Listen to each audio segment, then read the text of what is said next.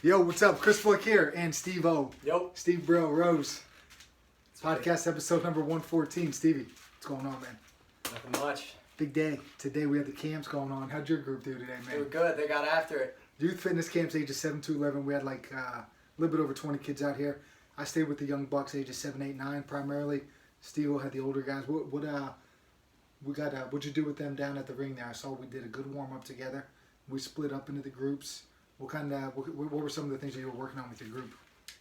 So for the first half, we just worked on some fundamentals, push-ups, pull-ups. I'd say my group hit 550 push-ups. My group did not hit 550 push-ups. Maybe we got like 30? Between 50 and 100. All right. 5 rounds of 10 to 20. Dude, think about all the kids. That's all we did. We did 5 sets of 10 with 11 kids. 550. Oh, throughout the kids? Yeah. All right, yeah. No rope climbing? That's tomorrow. No, we stayed outside. I'm thinking we got a challenge tomorrow. Let's say we got 21 kids, we'll say, roughly. How many kids need to get up that rope tomorrow? At least half. I was going to say a third. My group, the young bucks, are not. Oh, okay. Not looking I guess too strong. that. At least half of the old group. Half the old group then, so we're talking about 7, like 33%. 7 is the number. Yeah, that'll. We're setting the number for 7. And once I think those other guys see it, expectation. There's one young kid set. that could get up there. There's 2 or 3 that are like halfway. So the one kid, I think they could get up there eventually. We got 4 days of whoop them into shape, you know. Yeah. So I think we got that. Some of the stuff here you did a good warm up, right? Basic movement stuff, forward lunges, reverse lunges. There's literally a kid who's 11. He's lying because he plays sports. Maybe he's not lying. He said, "Oh, no, he did a camp of mine before." So he was lying, I think. He said, I literally never did a backwards lunge before. Do you think he was lying in my face? I think he lied straight to your face. All right, we'll take that up with him It's tomorrow. a staple in the dynamic I warm feel up like here. it's part of it, right? I mean, It's at some point in forward time. launch, you go straight into reverse launch. But you know what, your boy, last year I did a camp with this town's youth football thing. Anyways, football team. Your boy Holland would get him warmed up because I was with the high school team. Then I would run over. So maybe they didn't. Maybe Ryan dropped the ball. Maybe that kid didn't lie to my face. I'm gonna have a talk with Olive, I guess. So we did that. We did some jump training. Yeah. Did you do anything down there with the cones and all that? And with then the older group? so once we were done up on the turf and we went down to the ring, we started out with some jumps, some basic jump over the hurdle, stick the landing, jump on a go call, and then they all crushed that. So we went with we progressed to a jump with a hop in between each hurdle, so that just kind of having them be kind of elastic. Yeah. Did you space the hurdles out pretty good? We kind of kept it where it was. So just a earlier little we bounce, did, right? A jump and then a little bounce in between. Right, and then right. We did a broad jump earlier. We did vertical jumps. I said this is just somewhere in between. I want you to get height. Just get a short hop in between. And it seemed like everyone kind of got after it. Did you notice anything with like springiness and lack of springiness with some kids? Like some kids have it and others don't, or not quite? Yeah. Nothing too like obvious, but I think it's definitely true that some kids do have it, some don't. You know, some let their heels contact with the ground and kind of communicate with them. Then the whole idea is stay on the front of your feet, stay on your toes. Don't want your heels touching the ground. You know, I think that's some sort of I think that's one of those things where you could talk to somebody like, hey, like say somebody can't get into a squat and you're like, hey, get into a deep squat. But they physically might not be able to. Yeah. And I think with some of these kids at this moment in their Wonder life, who might have experienced that personally. So, I mean, some of these guys, you know, there's parents that would be like, you know, kids heavy-footed, heels hit the ground and all this other stuff. And no matter how many times that you tell them, like, hey, don't do that, they might not physically be able to. Yeah. Like, they might not be able to kind of absorb and redirect, which, you know, absorption of force. That's when coaching comes into play, though. When We only got 4 days, Steve. Well, but I'm saying, as a coach, we got to be able to communicate in ways that maybe a parent might not understand. Oh, the parent, yeah. So I think too, though, you know, not to contradict what I just said, though, sometimes if you make kids aware of it, they might be able to shift their energy towards that a little bit more. So if you could slow them down a little bit and have them focus on the landing, as opposed to just landing normal. Like maybe I should get them to think about the landing. Yeah. So you don't do the speed jumps. You don't just jump in there and do like 4 rapid jumps in a row. That gives the kid little to no, like that. They're not going to benefit from doing it incorrectly repeatedly. Right. Yeah, slow it down a little bit. Slow cook approach. Well, yeah, and I think there needs to be some intention, like some mental thought behind it. It's like if you're doing a plank and you're just hanging out there, it's like, oh, I could stay here for minutes. But then if you're in there and you're actively trying to squeeze and like be intentional about what you're doing, in 30 seconds, you can be shaking. And I think that, like with a lot of this stuff that you do, if you just kind of let them know what should be going on. Right. I've got to explain the why. But the why is going to be different based on the age of the kid. Because you can explain to a high schooler, if you're making a 90-degree cut on an out route, this is why you need to keep your hips low and keep your foot under your body. But, an 8-year-old is going to say, well, what the heck's an out route? And so maybe you just got to be simple, like, we got to be able to keep our feet under our body. It's a good base. Something simple, just so they know they have some sort of reason in their head, but can't overcomplicate it. With a lot of this, just talking about the base and all that too, like if you I've learned, like, you think about some of these exercises, if you give them the finish and you give them the start, they can almost figure out the in-between part of it all. So like, we have a row, the TRX row. If you start somebody in this down position and they go and pull up, sometimes their hips are down and all this other crap. And I just got to the point where like, no, like, I don't know when this came to mind, I guess, but like, I just got frustrated, I think, one day and was like, no, stop. Just put your thumbs in your armpits, lean back a little bit. Like, that's the finish. All right, now just slowly extend your arms, pull yourself up and get back to that point. And then it just kind of clicked right away. Yeah. So if you get the kids to like, this is the landing position, this is our jumping position. Let's get from here to here and like make sure that we like maintain what we need to maintain. I think that's helpful. Well, yeah. And I told the kids, this is our jumping position and our landing position. Yeah, it's practically the position for almost, I think it's a good place to start with everything, really. Yeah, it's well, really, we talked about that too. We just said it's an athletic base. We got to drill that in the warm-up. Your PE teacher, your coach, someone says, a good athletic base. And I was like, you know what, we can sprint forward, we can backpedal, jump, cut to our side, anything out of this stance. So I think they kind of understood why they needed to land in that position then, and kind of made everything run smoother. Well, I think tomorrow, as we do the warm-up, I think we could drill that in a few ways, in the sense that, you put your arms up and just say go, and they snap their arms down into a jumping position or an athletic position. I was kind of doing that with the young kids, but if that becomes like an everyday drill, I think that'll help reinforce and carry over and everything else. Because it's a slower environment, we could talk about it. We did that as an early progression in college, so college kids can benefit from it. Yeah, and then I was going to say progress it to one leg, so you could get kids understanding where to like, how to load up one leg properly, because once they get a little bit older and they have to cut and do most of sports are on one leg, they get a little bit more comfortable in understanding how that thing looks. So let's get that in the mix for tomorrow. What else we got? We got to get it was wet out there today, but we got to get them on the ground. I want to do some decel stuff. Didn't want to do that on the grass. Do it up here. It was wet. So let's do it up here in the turf. Cool. Get up here. We could redirect, or we could, we could figure that out. So what the footing that we had was grass. It was wet today. Then we have this like, cinder track. So when I had the younger kids, man, they were like slipping and sliding. We got a couple. Some of these kids, one or two of these kids might be going home with a pebble embedded in their skin. Good. But you know what? One kid was limping around, and then the next moment he's running like a maniac playing sharks and minnows. We saw those two kids, two like 7-year-olds, just go down. They pop up right away and try to get to the safe zone playing sharks and minnows. You call that kid a fraud? No, they popped up and were. Oh, the first kid? Yeah. No. I saw something today. If someone says something or does something incorrect or lies, and you don't call them a fraud, you're then a fraud. Who said that? Jordan Peterson? No. Sounds like something he would say. Who? Kier Wyndham Flat. Who? Rugby strength coach. Oh, that guy. Yeah. So, if somebody's a phony and you don't call them a phony, then you're a phony. Yeah. All right, makes sense, I guess. Not really, but. Makes sense if you don't think about it. Did you say you were rewatching Family Guy? I am rewatching Family Guy. Did you get to that episode about the phony when he's playing the piano? No, I've seen it before. You're a phony. Yeah, that's one of my favorite episodes. It's real. It's a lot of Yeah, fraudulent I people know. out there, Steve-O. Family Guy speaks the truth. He's dropping knowledge.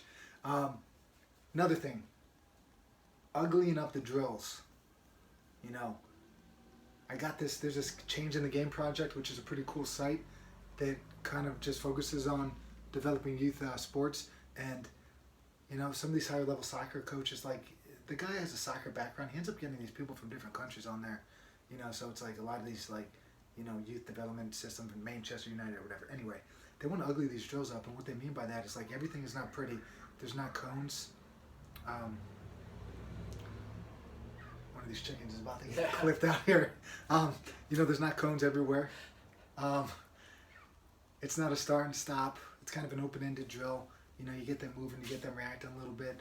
You know, do some cone drills where we had some kids kind of serpentining, this younger group, kind of making S-turns I like through that. cones. I got to add that in more into my speed training stuff. Well, I remember back in the day, you know, coaching football, everything was at these sharp cuts, right? Outside foot, plant, go this way, like 45-degree angles, 90-degree angles. None of the sport's not played like that. No. I think at the higher level, I mean, if you're playing wide receiver, how many times were you dropping down and making a sharp 90-degree cut? We rounded every cut in our and it's been that way for, like, I've coached football, like, let's just say multiple times over the past 12 years. Like 12 years ago, college coaches, whatever, speed cut, always. There was no breaking down and doing it because I think that gives a defender an opportunity to get underneath the ball, potentially. Yeah. He'll beat you to the spot, and you don't want that. So, like, I think that applies to all sports. So what we're doing some curved running because I feel like that's what sports is. And, you know, it's kind of, some of that stuff is kind of getting out there in the world, but, like, it's getting out there to people like us and not necessarily the individuals that are with the kids primarily. You know, you go to maybe a youth practice somewhere or a middle school practice or a high school practice, and they're probably still having these, you know, cones set up and doing these wonderful drills and all that, but I recently am just starting to think, like, what's the point? You know, like, maybe in our situation when we have a little bit of time to teach, you know, maybe you can do some stuff like that, but at the end of the day, you know, you're at a sport practice. You know, the movements that occur in games are a little bit ugly. They're not predetermined. Right. They're And how can you reactive. bridge the gap between, all right, we're going to run 40 yards in a straight line, and the chaos of taking a handoff and having 11 guys trying to tackle you? You know, there's going to be external factors like, you know, cutting without even having to think about that, and slowly dropping your hips, and maybe what other external factors happen. Now someone's chasing you in this drill, or now you're bobbing and all of a sudden you have to cut to the right without even knowing it. Maybe you're just reacting off of a hand signal or something. So yeah, hand signals, sounds, whatever, you know, that stuff like that has been done. You know, I was just listening. And I was watching. It's like Pursuit, something Greatness. The director's this guy Gabe Polsky, and In Search of Greatness or something like that. But they have guys like Jerry Rice on there and Wayne Gretzky and all that. And they had the Williams sisters on there. And my favorite quote so far was that father, the Williams sister, when he was talking about like a 10-year-old Serena. It's like she's like a leashed pit bull. He said that about his 10-year-old daughter, and I was like, interesting. He's like, Serena will be better than Venus because she's like a pit bull. Anyway, Jerry Rice is on there. He's slow. yeah, Slow guy. Wayne Gretzky, small. You're going to get hurt. You're not going to be able to do this. But you know what? They figured out ways to kind of make it happen. And I think it was kind of more of that intuitive thing that, or even like the Tom Brady thing. Everybody knows that story, right? He's the worst athlete in the history. He's like the slowest quarterback 40 times. Definitely that year. yeah. Just because the announcer said that, I think it was like Steve Mariucci. He's got the slowest 40-yard dash time. His body was terrible, but yet he's got this one thing that don't know where it comes from, you know? You know what I think it comes from? The mind. I think the mind plays such a huge role in the sports and sports performance now more than ever. They started talking about kind of what we've been like one of my big lessons. Did you have a big lesson? Did you tell the kids one thing today? No. We're down there. I did. We got to get a little bit better. Yeah. Similar idea, right? Because we're down there, we're doing some cone drills, and these kids are like, he didn't do it right. He's not doing it right. He didn't touch the cone or run back and all this other crap. And I was like, guys, this is about you right now. You need to figure out a way to just get a little bit better with each repetition. We'll work on that guy. That guy might not understand the direction, so don't worry about him. Like, these are 7, 8, 9-year-olds, remember? So it's like, whatever. The kid needs time to figure it out. I'm not gonna like, He literally might not understand what the heck we're doing. And even if I said it like 9 times, he still might not get it. But anyway, I was like, you just got to worry about yourself. And Yeah. I think the thing with some of these guys, like Wayne Gretzky and all that, he had brothers, same parents. The dad brought him up, did the same drills and all that stuff. One thing that they had was the pressure of being Wayne Gretzky's brother, right? But the other thing that Wayne Gretzky had that other people didn't have was, well, I guess there's 2 things here. The first was that he wanted to like actively go out there and do, they kind of intermingle here. He wanted to go out and practice. It was like his friends were like, hey, let's go to the movies. And his thing he wanted to do was just go practice. Like he just wanted to go on the ice and shoot, set up some drills and all this other stuff. Roger Federer, he's at a big tennis tournament, Wimbledon, whatever it was, right? He's got the ball boy holding his hand like this. And his warm-up for 1 hour was seeing if he could hit a tennis ball into the kid's hand, like, I think bounce it into the kid's hand. So he did that for an hour. And meanwhile, everybody else is doing their other stuff here, but they found these little things that, like, almost like made it a game and almost made it like a personal challenge. It was unstructured. It was like things they wanted to do. And it was something that they were able to do then for hours because it was something that they were pursuing for themselves because they wanted to do it. And, you know, they made a statement in this documentary that, like, kids now are not getting that. I think that's well known. But they looked at the schedules, and I don't know if this was a statement that was backed up by statistics or anything like that, but they're like, there's more free play, or there's more opportunities for people to do things in prison than there are for, like, kids now. Like, with all of these schedules and everything is regimented in terms of school, practice, this, that. You know, there's no time for them to explore and to just kind of do some things on their own. Now, it has to be things that they want to do on their own. Like, you can't just say, I want my kid to be a great hockey player and make them go shoot outside for 3 hours because that's what Wayne Gretzky did. Yeah. Wayne Gretzky's motivation was this thing that he wanted to do. Like, he wanted to get better every day. He had this desire to be better. This other kid is just doing it because his dad's telling him to. So his intention, bringing the intent back into it, his intention just not there. Yeah. Well, I kind of was an example of, I don't know, I was lucky because my dad didn't really play sports growing up. Yeah. My mom didn't really do sports playing. Didn't really play sports growing up. What a gift. But no, I was just lucky because my parents kind of put me in a couple different things and let me do what I enjoyed. And, you know, my dad would love for me to do chemistry projects as a kid. He was probably heartbroken every night. He had to take you to football. But yeah, he's like, darn, I'm dropping my kid to football practice again. But it was, you know, he was happy that I was doing what I enjoyed, not what he wanted me to do. What does he say now that you're older? He just learned football. He learned football. I mean, like that. You know, your pursuit of like being a strength coach and stuff like that. Was there ever anything like that? Like, hey, why don't you try to get a real degree or anything? There was talks like that for a while. So, I mean, I was lucky. I did pretty well in school. Scholar. Just always was staying on top of my grades and stuff. And my dad wanted me to be an engineer. My dad is an engineer, and he's always saying, "Oh, you could be an engineer. You go be a doctor." And my response was always, "Dad, I don't want to." And I think for a while, maybe it bothered him because he felt like I should be doing this thing that I'm capable of doing because maybe there's people who aren't capable of doing that. But in reality, I want to do what I want to do, and I think I'm going to be that much better at what I want to do instead of being mediocre at something my heart's not really into. Well, I think that's a problem with a lot of men and women is that like they get into things for the wrong reasons and then they kind of live that way for, I don't know, I mean, who wants to go 40 plus hours a week to something that they don't enjoy? It's a good chunk of your life. It's a good almost, 3/4 of your awake time, I would think, right? I mean, maybe not quite 3/4, but like a good chunk, right? Yeah. So you're going to spend it doing something you don't want to do. It doesn't sound ideal to me, but I don't know. Yeah, and you know what? That kind of actually makes me think. So you told me to have some notes or an idea for this podcast. My idea is just talk about the importance of, 1, doing what you like, but 2, liking what you do. And I think those are 2 very different things because doing what you like is pretty easy. You know, if you like playing basketball. If you like playing video games and eating pizza, then what? Then do it. Why not? All right. I mean, there's other things you're gonna, to to grow as a person, you got to be able to. But what if you don't like things that help you grow? Well, all right. Well, then we'll talk to him. We'll have a talk. But so the other thing though is liking what you do, because there are going to be things that maybe you don't want to do. There's going to be things that are challenging, are tough. Studying for school, doing homework, having a job. Those are things that you have to do that maybe you don't like, but it's important to be able to find things that you do like about that, because... Wait, find things that you like about the things that you don't like. Yes, liking what you do, meaning, I gotta go to work for it. There are probably things like that. I send 10 emails today, but I need to.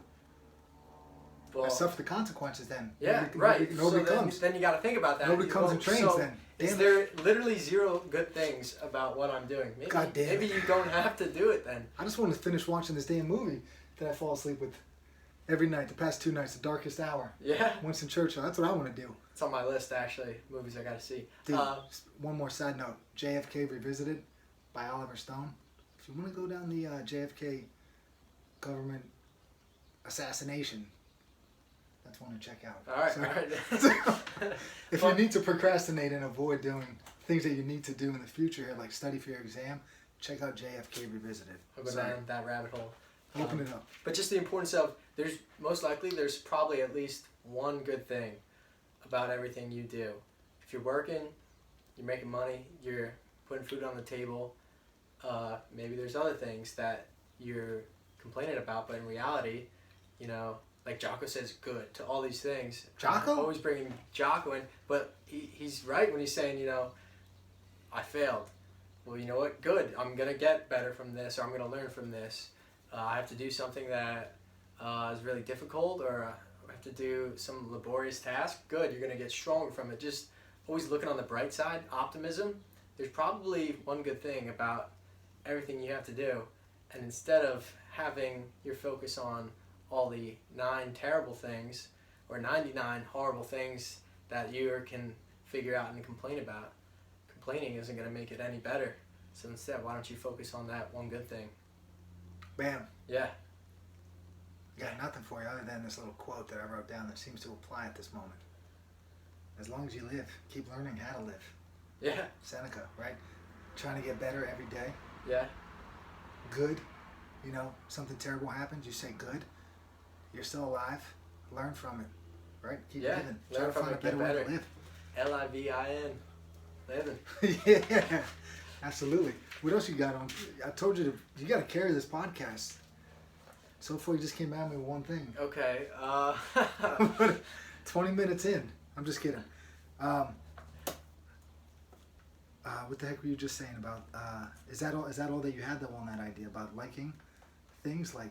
That was Like we talked about your dad being like, "Hey man, why don't you try to get a real job, dude?" Oh yeah, So really, you decided that you want to do something you enjoy. Yeah, I got pretty lucky and that's also something I think I'm very lucky for, that, I kind of knew what I wanted to do since maybe junior year of high school, maybe senior year of high school, that most people don't figure out even after they graduate college. So that's kind of made college easier for me and going to work easier for me, because I know what I want to do, and I know everything kind of will help pay off towards getting me good experience, good knowledge, good coaching skills, all those other things. But I guess that was kind of what made me able to tell my dad, no, I don't want to be some engineer that sits at a desk for however long, because that's not me. And maybe that's some people. I got a good buddy at school who's really into computer coding and computer science and stuff, and he's great at that. He's at an internship now doing that, and he's enjoying it. Good for him, but not good for me. I don't know. Good for him. Oh crap! I just had the idea in my head. I had some other thing. That hashtag learn to code. You familiar with it? No. I'm not. Apparently, coding's the way of the future, Steve. That's all I'm saying, man. Oh! I know the other thing I had that. What do you got? I think books are overrated. Why? Oh, that's the worst thing I ever heard in my life. I knew Holy you. shit. Are you kidding me? I'm serious. That's false. That's 100% wrong. Okay, well, hear me out. Uh, I think they're overrated because... That's like me saying, like... never mind. Go ahead. I'll hear you out. All right. So, I want to be a strength and conditioning coach. Yes. Some might say I am a strength and conditioning coach. Either way, I want to Allegedly. I want to keep getting better as a strength and conditioning coach. Yeah. And a lot of coaches, online, post about, and you like to read a lot of books and stuff. Love it. Just read Slaughterhouse-Five. Yeah? Yeah. All right, that's great. But I also think that, I think maybe some people overemphasize the importance of reading the words on a page and not applying the knowledge Those are two or different getting the things. experience. I don't think they are, though. There's reading, and then there's reading and then applying. There's reading without applying, and then there's reading with applying. They're two different things. Reading's not negotiable. But... How do you learn about anything if you don't read about the past? Well, we talking history here, or what do you mean? Because history is now. So I could learn about could strength you and learn? conditioning by Why would you do that when you could read a guy that did it for 40 years and you could learn from him, and then you could take those ideas. You could speed up your learning process. You don't have to do the 40 years of experience. You could read what this man has done, and then you could kind of get on the fast track and start applying that stuff. But what about You the other learn from things, others. like the ability to learn from someone who, instead of reading a book about a guy who was in the field, learn from a guy who is in the field, get his direct communication from him, his knowledge, his experience, and then apply that to yourself. Well, this is minus the application. I'm defending reading.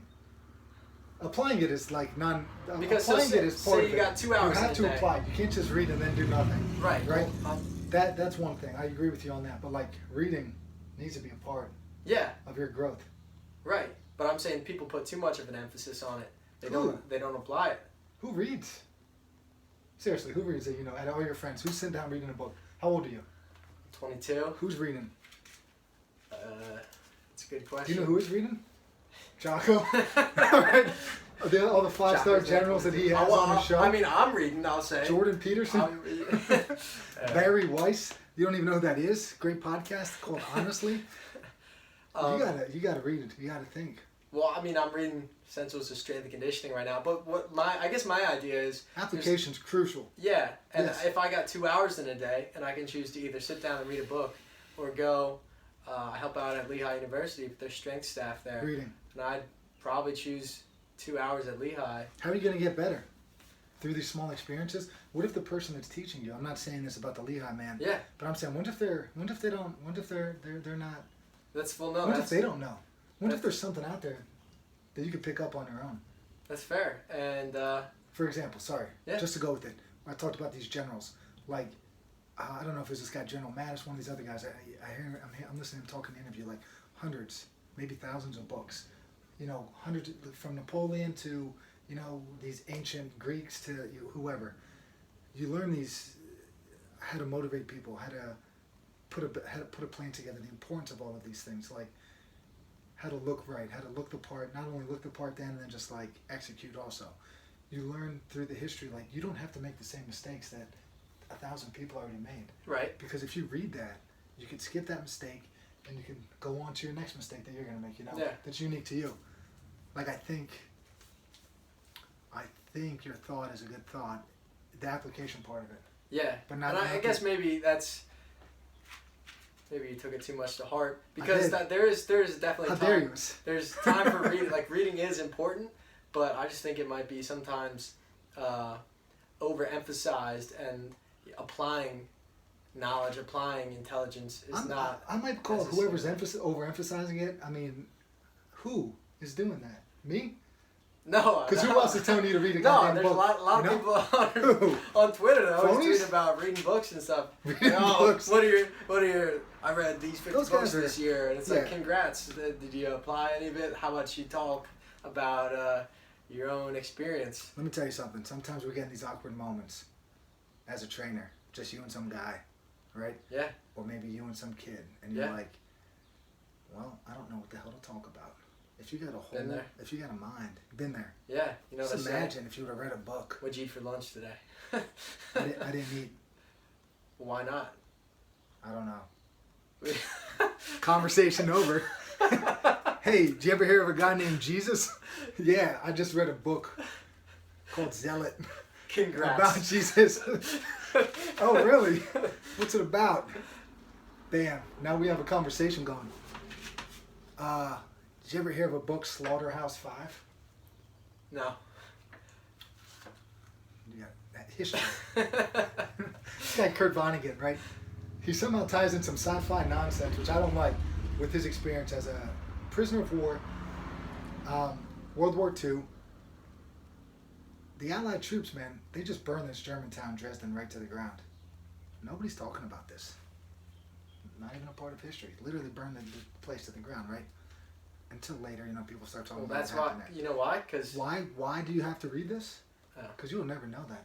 JFK, revisited. You would not. You would assume, like a young Chris would, that Jesus, freaking assassin got him. Somebody shot him from the book depository, and he's dead. But there's a lot more to that story. You know what? I think. How do you know that? You read, man. History's overrated. History is the most important thing in all of humanity, I think. Well, thinking probably is. Second thing is knowing and understanding history. Tell me why history sucks. Because you know who tells history? The victor. That's why you got to go back. See, this one guy just said this. He said you got to go back if you're going to read about this stuff. You got to go back before World War I to try to get to the bottom of some of these things, because the victors, they tell the story, right? Right. They leave leave out. They leave out.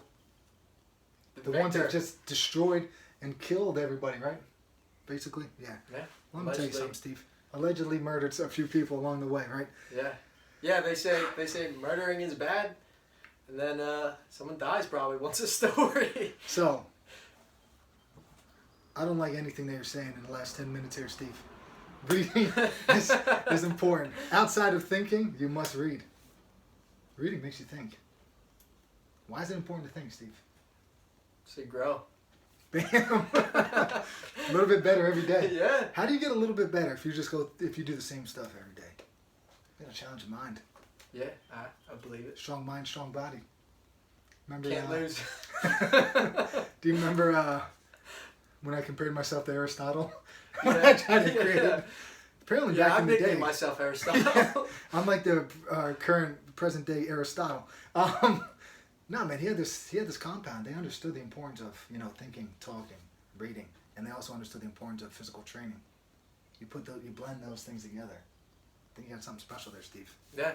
History is the most important thing that you could learn from. But I think dare you? What dare you say otherwise? Knowing what actually happened, I think, is the most important thing, and I don't. How do you get to the bottom of it? I don't know. You read. Well, yeah. You don't just sit around bashing reading.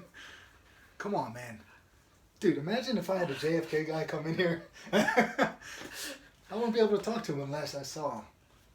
I hope the FBI doesn't listen to this podcast. It's already. I already got flagged once for a COVID-19 episode, all because I repeated something from a podcast that I heard. So yeah, things aren't going too well. You can't just repeat everything that you hear, you read.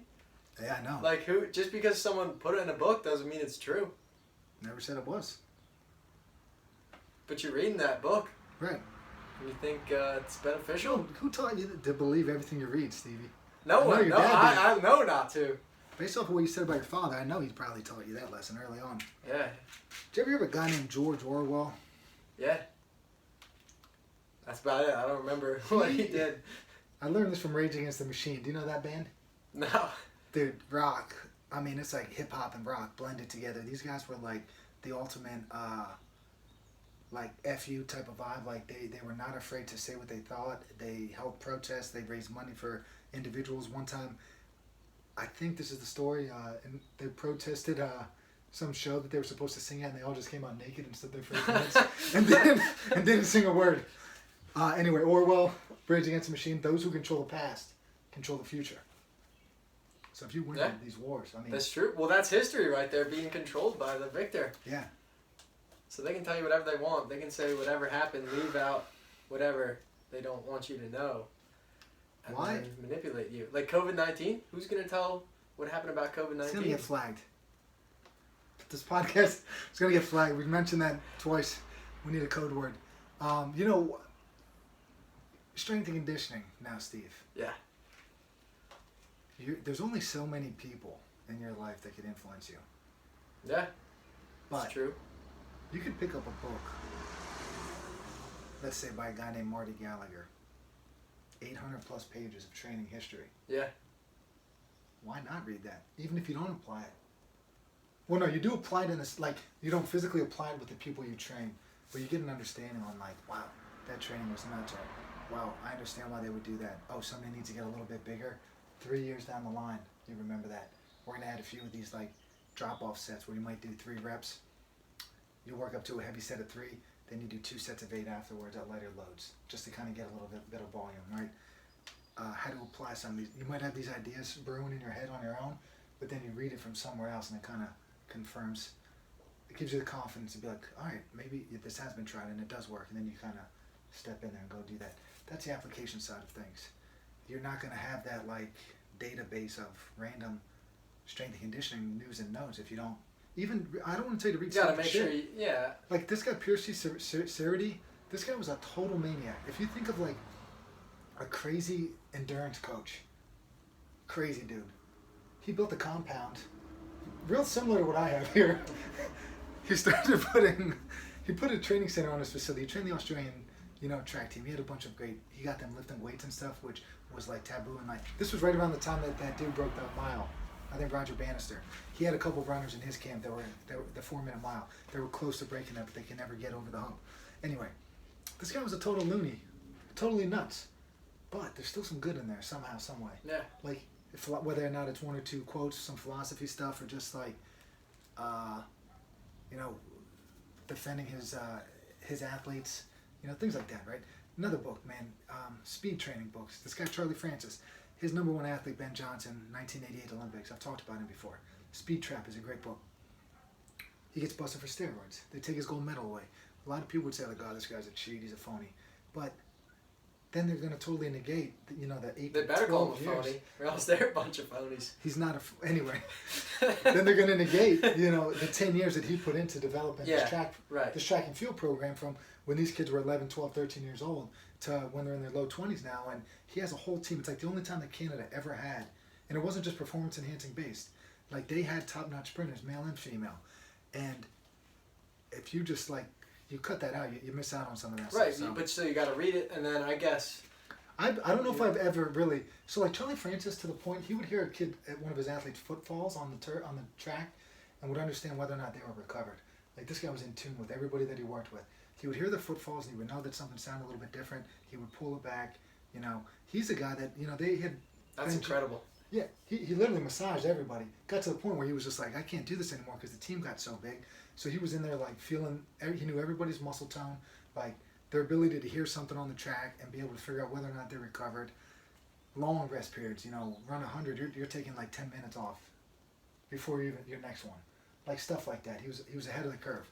I think Ben Johnson was, benching, this might have been PED Ben, but like, I don't know if he's around 400 bench, 500 plus squat, and then he would go out, he was super smart with his intensities. If they had a heavy day in the weight room, they were not doing, whatever. They're not working starts out there. Ben Johnson starts, if you want to see the best start in the history of humanity, it's this guy. Where am I going with this? Read the history, Steve-O. There's a lot of great knowledge out there. All right, I'll read it, but then I'll use it. I'll apply it. I guess that's just where my main point was. You're just mad about the people that brag about all the books they read. Like they put in their weekly newsletter about this book and that book, right? No. Is that what you say? Are you? No. Are you letting me know? I don't think I care at all about how many books someone. You just said it like, oh, good for you. 50 right. books. Good for you. Yeah. Use it. That's all I'm saying is, that you read it, you gotta use it. What's the point of reading if you're not gonna use it? What's the point of reading if you're not going to use it? To learn? Yeah, I guess. But learning, yeah. To educate yourself? Yeah. Okay. All right. What do you think, man? Solid? Did I win this? You want a book? Oh, I didn't know this was. This was a battle. This was not a battle. Yeah, it was a battle. Once you said reading is overrated, it became a battle. A staunch defender of reading. That's the only, if that was a political party, I'd be like a crazy dude. Yeah, radical reading party. I'd be far reading. Like, instead of far right, I'll just be on the far reading.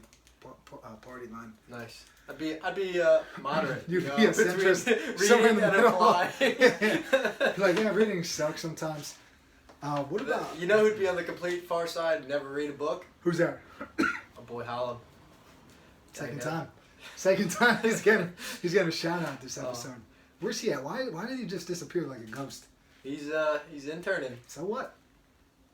Where is he? Where is he? Yeah, that's what I want to know. Probably at home right now. Hopefully he's running That guy runs on the track. He runs long distance too much. Yeah, that's why you smoked him. Yeah. In the foot race. It's darn There's right. a lesson to be had there. If you're trying to win a 100-meter run, don't run a lot of miles. Run fast. Yeah. So, I thought he would have. I mean, he's the guy's a ghost though. Maybe he's embarrassed a little bit. He's probably not listening to this. He's not showing his face around here. I asked him what happened, and he just said, "There's no excuses. You know, no excuses. He got beat. Yeah. You know, just trying to get better every day, like we said." Yeah. How's he gonna get better? Read. How do you get better? Yeah, you got to understand. You know, you could read this, man. The training. I just did a He's podcast got to train on though. conditioning. He can't just read. He's got to train now. He does have to train, but he's training now wrong. His training's inappropriate. If you'd follow the Charlie Francis School of Training, his starts are going to get better. He's going to get more explosive, and he might not lose by 19 steps next time, and it might only be 9 steps. You know? Yeah. I mean, you beat him by a good chunk, good 10 yards. I'm gonna go read that book so that I can improve my start. You need to. Yeah. Just skip the PED section. Yeah. Now, he's very open Sounds about good. it. Everybody was on steroids. You saw Icarus, right? Yeah, I'd have. Yeah. Did we talk about it that one episode or no? I don't think we did talk Dude, about let's it. go. What do you got? What's your thoughts on Icarus? Everyone that more people dope than you would think, and I think it's people try and normalize it or think that it's Normalized doping? behind the scenes. I think a lot of people try and just normalize like doping is a part of what's going to make us the greatest in the world, and maybe there's some people that are against it, but they're going to get outcast. They're going to get beat. What? They're They're gonna going get to get beat. They're going to get And then their outcast from their opinion's not going to training. matter. Yeah. Because they're going to get beat. Right. I think eventually that's kind of what's going to happen. Yeah. We were just saying, this guy Charles Poliquin who died a couple years ago, but he might have coached like 20 athletes, or 20, more than 20 athletes. He coached Olympic athletes in like 20-something sports. And we talked about this application part of things and reading and all that stuff. One thing that he said, though, that I just thought of when we were talking about this is that if he would have waited for like the research to confirm what he learned in the trenches, they never would have made it to the Olympics. You know, guys like Louis Simmons and stuff like that. So that just goes for my entire argument about reading and applying. And a little bit. I'm not arguing with the application part. No. It's just that he realized that, like, so you can't just totally wait on. Right. I totally agree with this, though. We'll try to get this thing flagged and just bash science a little bit here, because all these things take like 5 to 10 years. So, right. Like the research stuff takes forever. Proving stuff is difficult. Or you could just ask the guy. Like Mike Boyle had a post like that. He's like, I don't really care. Like, I've been doing it this way for 20 years, and everybody's getting better at this, that, and the other thing. Like, I don't need you to tell me that my training method is not supported by this or that. You know, it's like... Right. I think that's why you got to be able to track your own data. All right, what are some important things that we want this athlete to be able to do? We want them to jump high, run fast, and we're going to measure how high they can jump, measure how fast they can run, and we're going to train them. And if they're getting faster, jumping higher, we're going to keep doing what works. I'm trying to think about what that documentary said about, you know, the Tom Brady thing in the combines, right? I mean, Wayne Gretzky's like, if I was in the combine, I could not bench 185. Like, I would have been terrible. Yeah. Apparently in hockey, you have to bench 185. He's like, I would have been great at the anaerobic and maybe some of the conditioning type stuff. But then, you know, this guy David Epstein, who wrote The Sports Gene, which, have you read that? If not. I forgot your anti-books. He said, like, are these tests, are they important because we measure them, or do we measure them because they are important? So, for example, the bench press. We measure that at the NFL Combine. But is that important? No. But it's viewed as being something important because they measure it. Right. So with some of these measurable things, you know, we talked about... Even the 40. people are starting to say that the 40 doesn't really correlate to performance. Well, it's that ugliness too that we talked about with the drills and all that. Like, you're not running in a straight line. Ever. Nobody. Not even a wide receiver. Right. They're taking at least one jab step. Yeah, like even on the go route, you don't just run straight ahead. You have to run past. You have to use your hands. Yeah. So, I think that's something to think about too when you're trying to build your little training system, I guess, where like, are you measuring something because you thought that, you know, the NFL does it, so I'm going to do it, or are you measuring it because you found some sort of approach? And I think that's where some of those people that have, you know, years in the game, like we mentioned, like Charles Poliquin and Mike Boyle, like they've been doing it for a while, and they figured out through trial and error what works and what doesn't. Now, the flip side of that is you wouldn't know. You don't have to make all those mistakes because they made them already for you, so that you could take what they're doing and kind of start from there and not start, not have to put in the 5 years or 3 years or whatever. Right. It took them to figure it out, so you could kind of speed track. I think there was a very smart man. I don't know if it was Einstein. I don't know if it was Isaac Newton, but we stand on the shoulder of the giants before us. Yeah. You know it. Absolutely, yeah. Bam. That's why you read. All right, so Icarus, great documentary. Everybody dopes. Why in the world would the Olympic Committee allow those Russian athletes, after they found out that every Russian athlete was doping except for like figure skating or something like that? Why would they allow them to compete under the Olympic flag or whatever the hell they did? I thought that was the dumbest thing ever. They were just the Russian Olympic Committee. It's like, oh, I wonder what country Let's ban them, but then let them compete. Right. Great move. Flip side of that. Sorry, the Olympic Committee sucks, I think. I agree. Period. Down with the Olympic Committee. Let's start it right now. So we got that going on here. We got Icarus. We had that. We had Grigori, wherever you are, man. Witness Protection Program. Yeah. Still didn't get him. Probably going under a different name. Probably doesn't even respond to. I would hope. Grigori now. I would hope he's going under a different name. But you know what? Probably, Sometimes people make mistakes. You know the name? Like Joe. Steve. Do you know? Yeah, just Joe. You know, what was I going to say? Sammy the Bull Gravano. Have you ever heard that name? No. The guy's a hitman for John Gotti, this huge mobster in the 80s. The guy's killed like over 100 people. He rats out John Gotti. The Teflon Don, they call him. They can never get this guy arrested and charged and found guilty of anything. Now they get the hitman to do it. This guy's like killed over 100 people. He rats on John Gotti. Guess what? You don't have to go to jail. Just go on the witness protection program. So they put a guy out on the streets and murdered over 100 people in cold blood, and said thanks because you put one guy in jail. Now, what's your thoughts on that? Questionable. I don't know. I mean, I guess there's more, we need more stuff. Fast forward 10 to 15 years, Sammy the Bull gets arrested for running an ecstasy ring in like Arizona. So they give this guy a chance, but he couldn't handle. Life was boring to him. He needed that little thrill. He needed to get in the game a little bit, so to speak. Get back in the action a little bit. And guess what? Now he's in jail. So maybe what does that mean? Bungee jump. I guess that wasn't doing it. Illegal. The only illegal activity. He only liked it. Like he wanted to do what he liked. You know. Like he wanted to like what he did. He didn't want to just go and have a 9 to 5. He wanted to sell drugs. Couldn't just find the good in whatever he had to do. Now, he wanted to sell ecstasy to the partiers in Arizona, I guess. What does that tie in with here? I don't know. Nothing at all, really. Except for Grigori and Sammy the Bull might be hanging out somewhere together right now. But Icarus, we had that. We had, what else was a part of that?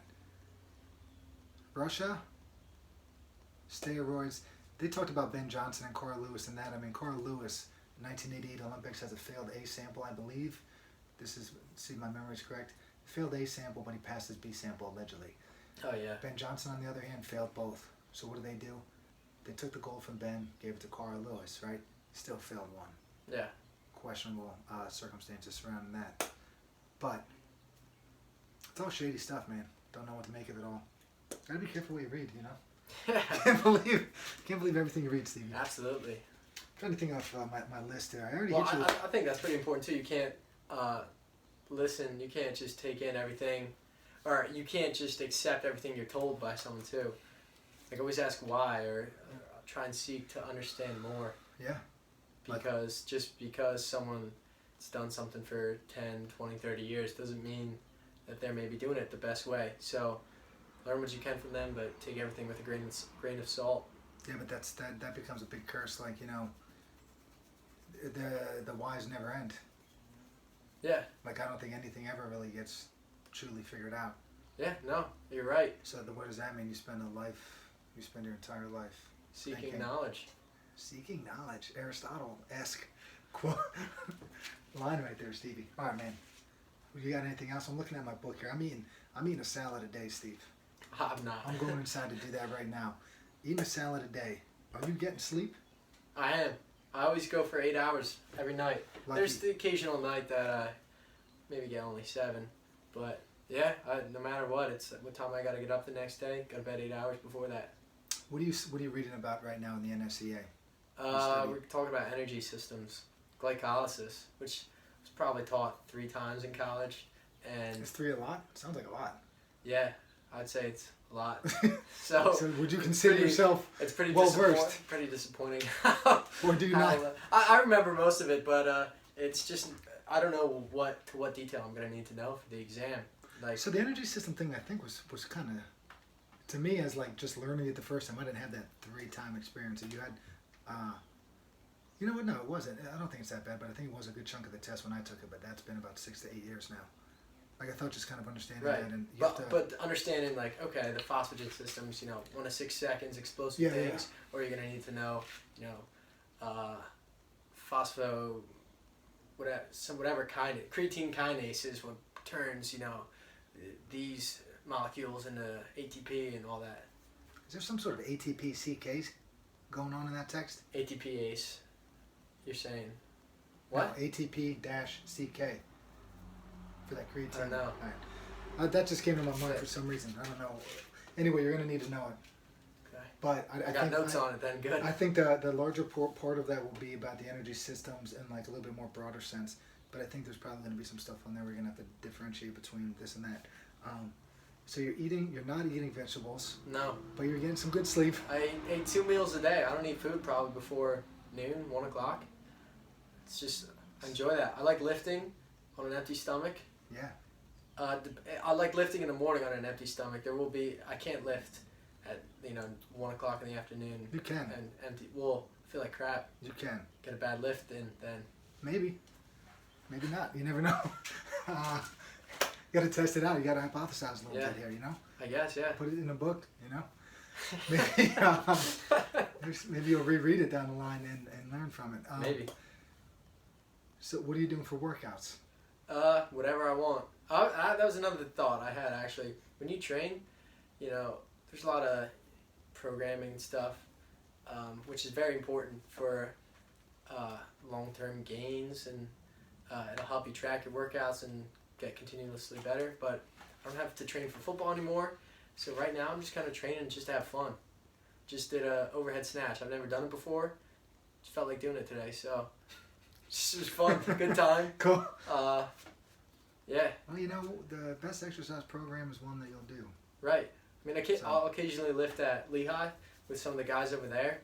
It's always humbling lifting there, knowing that I'm not strong whatsoever compared to some other guys. So dropping that Lehigh name a lot today, Steve. I'm just saying. So you're lifting weights. Are you doing any kind of conditioning?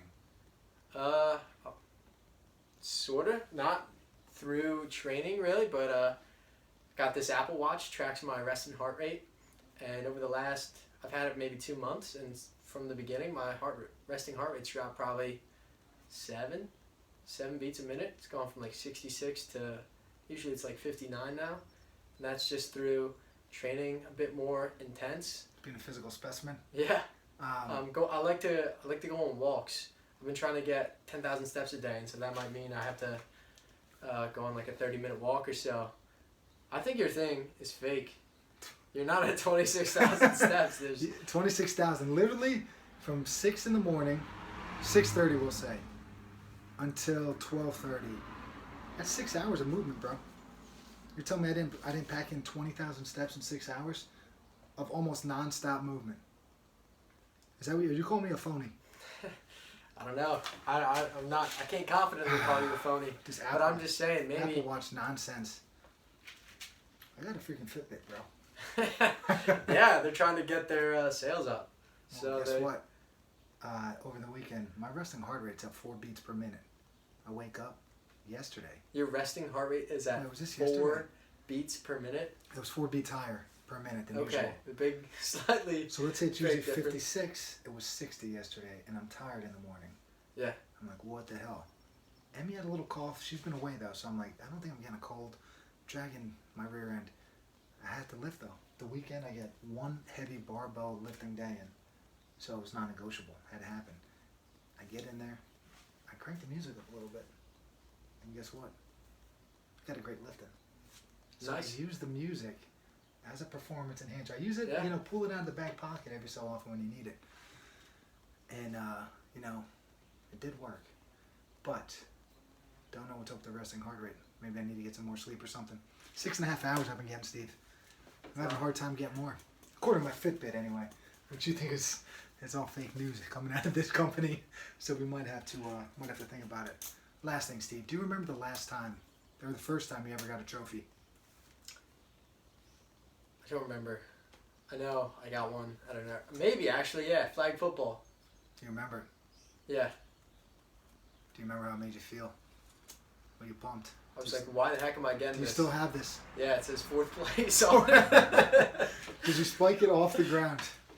No. It's probably somewhere on a bookshelf that I don't look You at. should always keep that around just as a reminder to let you know where you came from. Yeah. You know? 4th place. Down in the Out of 4 teams, it was the losers tournament, too. They should have just wrote last place on it. Maybe that would have motivated some other people to get a little bit better. The reason I'm asking this is that people get excited about pats on the back. They do. Little decoration. Emmy had a assessment. 4-year-old getting assessed at gymnastics. They came out with a piece of paper and said, "Ready for level 1." Not at this moment. Was circled. So poor Emmy.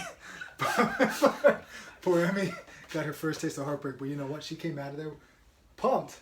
Because not only did she get her stamp, you got to see this situation. They get a stamp. 4-year-olds getting stamps. One girl, a high school instructor, did I tell you this? A high school girl did not give one of these 4-year-olds a stamp because she didn't listen. The girl came out bawling, crying. How about that? Maybe she should have listened. Oh, man. Now we're going to see if she does listen moving forward. But anyhow, Emmy came out with this piece of paper that said, "I'm not ready for level 1." But she was pumped because not only did she have her stamp, she had a piece of paper. And it made me think, you got to give a little bit sometimes. Yeah. And even if it's phony, Emmy was pumped. She came out excited. You were excited about your 4th place trophy at one point. I don't think I was excited. I think I was confused. I guarantee you were excited. Did you ever give a kid a high five or a fist bump? They get Yeah, pumped, I right? think that makes more sense than a 4th place trophy. All right, man. All we're saying is, man, Napoleon. You ever hear of him? Yeah. Decorations. Napoleon Dynamite. Napoleon, the military leader of Yeah. decorations. I don't remember the quote exactly. Recognize But your if you want to soldiers keep now. morale up, if you want to keep them engaged, it's like people are almost suckers for decoration. All you got to do is tell them, "Hey, great job, put a pin on them," and they'll work hard for you. Questionable tactics, but I don't even want to say they worked for him because I don't think he You was should successful. start an Employee of the Month program. I'm going to start giving out stamps. Yeah. That's a good point. You got yourself a deal. I'm Employee of the Month. Congrats. Oh, man. You won. Thank you. All right. That is it. 114 done. Maybe we do this once a month, Steve. How about that? Sounds good. Might have a state championship coach on this week. Yeah, If we can work out the details, man. Might have one on. that'd be exciting. Yeah, you sound excited. Peace, everybody. Peace out.